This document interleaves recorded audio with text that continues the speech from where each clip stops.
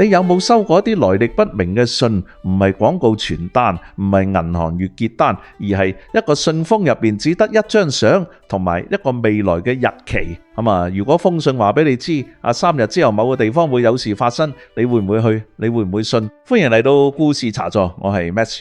今日同大家講一個發生喺香港九龍一個公共屋邨嘅故仔，關於一個退休郵差、一個孤獨嘅少年同埋一啲神秘嘅信。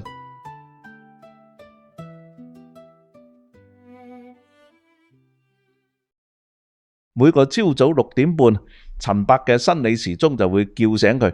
呢個習慣佢保持咗40年，由仲係郵差嘅時候到而家退休咗3年，一日都冇斷過。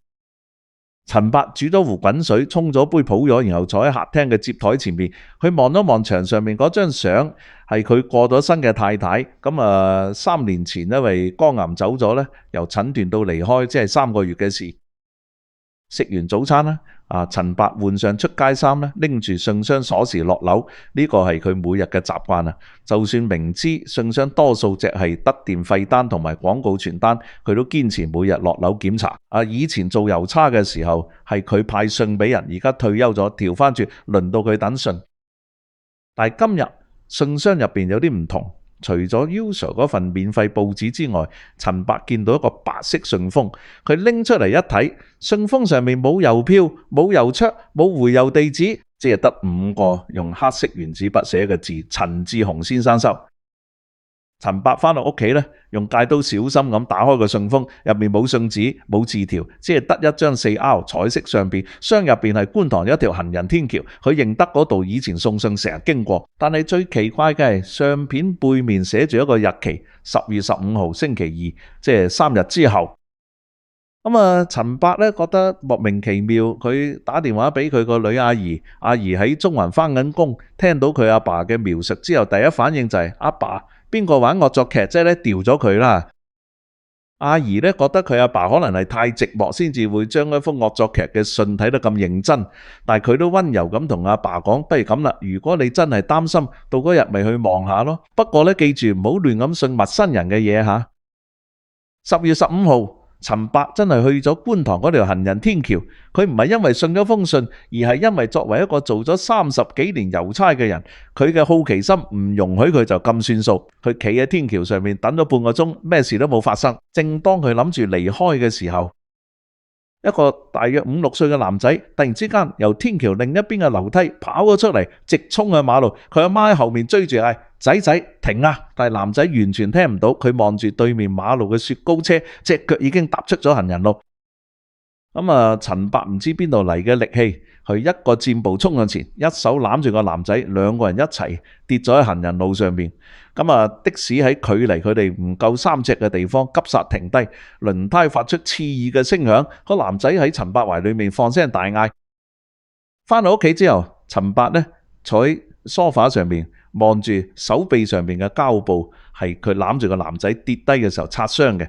個男仔嘅阿媽不停咁多謝佢，話佢係救命恩人。但係陳伯心入邊諗嘅唔係佢做咗咩好事，而係嗰封信點解會知道？1個星期之後，又係星期2，陳伯落咧去檢查信箱，手震震彈打開咗嗰個不鏽鋼信箱，入邊又係一個白色信封，冇郵票、冇郵戳、冇回郵地址，同上次一模一樣。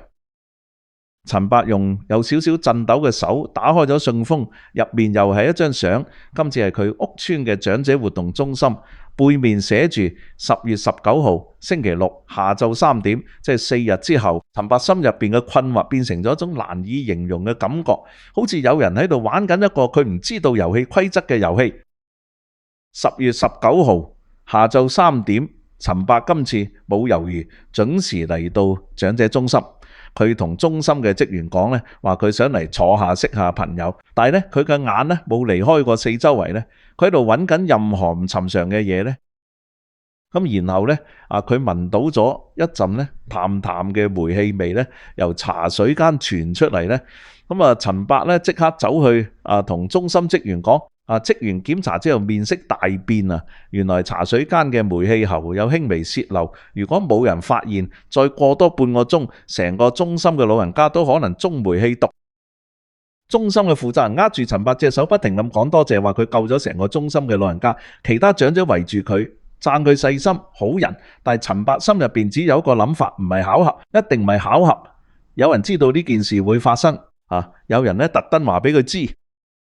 嗰晚咧，阿姨放工之後上咗嚟陪阿爸食飯，陳伯同佢講咗煤氣泄漏嘅事。阿姨本來想話咁啱嘅啫，但係當佢睇住阿爸面上嗰種前所未有嘅認真，佢第一次收咗聲。兩父女默默食飯，各自心入面轉緊唔同嘅念頭。第3個星期二，陳伯落樓嘅時候，佢嘅心跳唔知點解特別快。佢打開信箱，果然又係一個白色信封。今次佢冇即刻打開，佢企喺大堂度，深呼吸咗一下，然後先慢慢將信封收入衫袋。陳伯返到屋企，打開信封，呢次嘅相令佢成個人震咗一震。相入邊係中環一棟商業大廈，係阿姨返工嗰棟大廈，背面寫住嘅日期唔係3日之後，係聽日。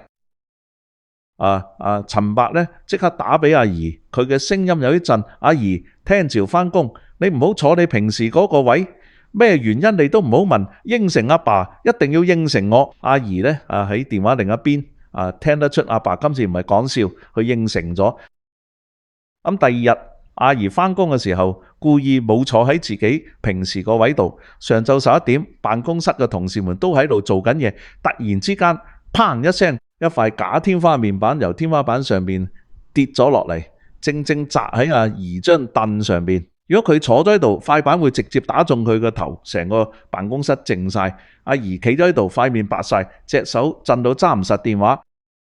阿姨打返俾阿爸嘅時候，佢把聲係喊緊嘅。阿爸，你點解會知道㗎？陳伯冇答，佢只係講咗一句你冇事就夠啦。收咗線之後呢，陳伯咧坐喺梳化上邊，望住台面嗰3個白色信封。呢啲唔係惡作劇，呢個世界上有人知道未來會發生嘅事，而嗰個人呢，每個星期二都會寄一封信俾佢。由嗰日開始，陳伯唔再係一個普通嘅退休郵差，佢將3個信封、3張相、3個日期全部攤喺台面，佢開始用佢做咗30幾年郵差嘅頭腦去分析呢啲信。郵差嘅眼係好利嘅，佢哋睇地址、睇郵戳、睇筆跡，睇咗幾十年。呢個陳伯望住啲信封上面嘅字跡，嗰啲唔係成年人嘅字。陳伯留意到一樣嘢咧，3張相嘅拍攝角度都偏高，好似係由高處向低處影。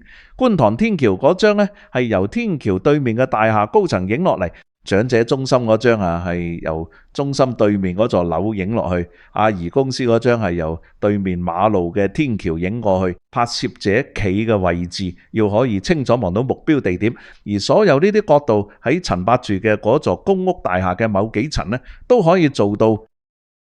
咁陳伯開始留意佢住嗰層樓嘅走廊，佢企喺走廊盡頭嗰個窗前面望出去，由呢度可以清楚見到樓下嘅信箱區、長者中心嘅門口，甚至遠啲嘅巴士站。有人呢喺呢座大廈入面呢一直觀察緊佢嘅生活。咁而呢個人呢每個星期二都親手將一封信放入佢嘅信箱。陳伯開始留意佢嘅鄰居，佢喺度住咗10幾年，但係佢從來冇真正留意過隔籬鄰舍。佢住喺1823室，隔籬1824室，佢依稀記得住咗一對父子。個男人好似係做地盤嘅，好少見到佢。個仔應該係10幾歲，成日着住校服一個人出入。第4個星期二，陳伯落去打開信箱，入面又係一個白色信封，但係今次呢，陳伯冇拎出嚟，佢合埋個信箱，行咗去管理處阿陳生。咁佢同睇近講啦，我可唔可以睇睇今朝嘅閉路電視？睇近幫陳伯翻查今朝嘅閉路電視錄影。凌晨5點40分，一個黑色嘅身影出現喺走廊身形瘦削，唔高，着住校服。佢行到去信箱區，打開咗其中一格信箱1823號，陳伯嗰格放咗封信入去，然後好快就行翻上樓。陳伯望住熒幕上邊嗰個身影，咁佢認得嗰套校服呢係隔籬1824室嗰個男仔。咁陳伯呢翻到屋企呢，打開咗第4封信，入面呢又係一張相，係一個巴士總站，但係今次呢背面冇日期，只有3個字：多謝你。陳伯望住呢3個字，心入邊忽然之間好亂啦。呢個男仔唔係想害佢，呢個男仔係想話俾佢知一啲嘢，但係點解要揀佢嘅？陳伯用放大鏡慢慢睇張相，巴士站嘅玻璃窗上邊有一個微弱嘅倒影，一個瘦削嘅少年身影揸住相機，企喺巴士站對面。佢塊面雖然好細，但係陳伯認得嗰個輪廓係1824室嗰個男仔。佢叫咩名？陳伯諗到一陣呢，好似聽過佢阿爸嗌佢家俊。陳伯決定直接去敲1824室嘅門。佢唔知道會面對咩嘢，但係佢知道佢一定要搞清楚。佢企喺門口深呼吸咗下，然後敲咗3下門，等咗陣冇人應，佢再敲多幾下，大力少少，門終於開咗。企喺門後面嘅係一個瘦削嘅少年，佢塊面冇咩血色，黑眼圈好深，校服都未換。咁佢望住陳伯呢，眼神入邊呢有啲驚，但係同時咧又有種奇怪嘅，好似終於等到呢一刻嘅解脫。陳伯行咗入去，入面嘅情況令佢心入邊勾咗下。呢個單位比佢嗰個更加亂，更加凍。台面嘅碗碟堆咗幾日冇洗，垃圾桶滿到射出嚟，完全唔似係一個有人照顧緊嘅屋企。家俊帶咗陳伯去佢間房，房門一打開，陳伯成個人呆咗。4道牆上面咧，全部咧都係雙大廈嘅每個角落，屋村嘅每個地方都俾呢個男仔用相機記錄咗落嚟。但係最令陳伯震驚嘅係，牆上面有一組相片，全部都係影住佢。佢清晨落樓，佢傍晚散步，佢坐喺樓下公園嘅長凳上面睇報紙。每一個生活習慣，每一個日常動作咧，都被記錄低咗。書台上面放住一部舊嘅數碼相機，一部相片打印機，同埋一沓4R 相紙，仲有一本筆記簿。打開咗嗰頁上面寫住好多日期同時間，連同地點嘅描述。陳伯望住呢啲嘢，忽然之間呢，所有嘢都清清楚楚。家俊坐喺梳化上邊講咗成個故仔出嚟。佢阿爸咧係地盤工人，每日早出晚歸，有時甚至幾日唔翻屋企。佢阿媽2年前走咗之後就冇再翻過嚟。家俊每日咧放學翻到屋企咧，面對嘅4面牆同埋死寂嘅。佢開始用相機記錄身邊嘅嘢。最初只係打發時間，但係慢慢咧，佢開始留意到呢個屋村嘅老人家，尤其是陳伯。每個朝早咧，屋企讚聲好細，你都係第一個落樓嘅老人家，你好似個鐘一樣咁準時。我開始覺得你係我呢個世界入面唯一有規律、唯一可以信賴嘅嘢。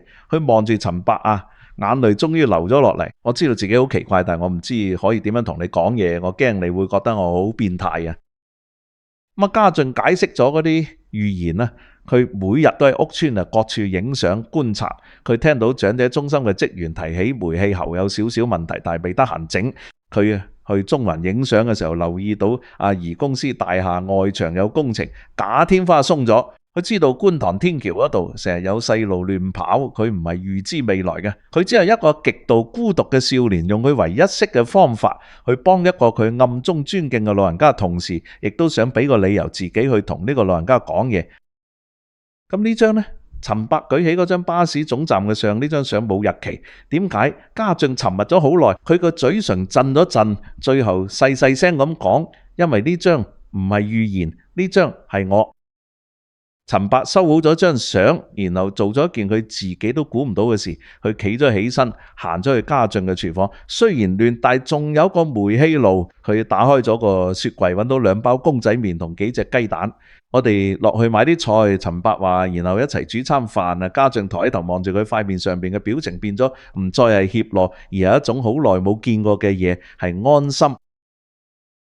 陳伯冇報警，佢冇鬧家俊。佢知道呢個男仔做嘅嘢唔啱，偷影人，擅自將信放入人哋嘅信箱，呢啲都唔係小事。但係陳伯更加知道一樣嘢，喺一個冇人理嘅少年同一個孤獨嘅退休老人之間，嗰啲信呢唔係騷擾，喺2個人用唯一識嘅方法咧，嘗試同對方講嘢。由嗰日開始咧，每個星期二咧，陳伯唔再淨係落去檢查信箱，佢會敲1824室嘅門啦，同家俊一齊食早餐。嗰個信箱裏邊唔會再有神秘嘅信，但係走廊上邊從此以後有咗兩個唔再孤獨嘅人啊，問你一個問題：喺你嘅生活入邊，有冇試過有人用一種好奇怪嘅方式嘗試同你建立聯繫？你又係點樣回應嘅？請喺留言區話俾我哋知。我係 Max，祝你哋身體健康，下次再見。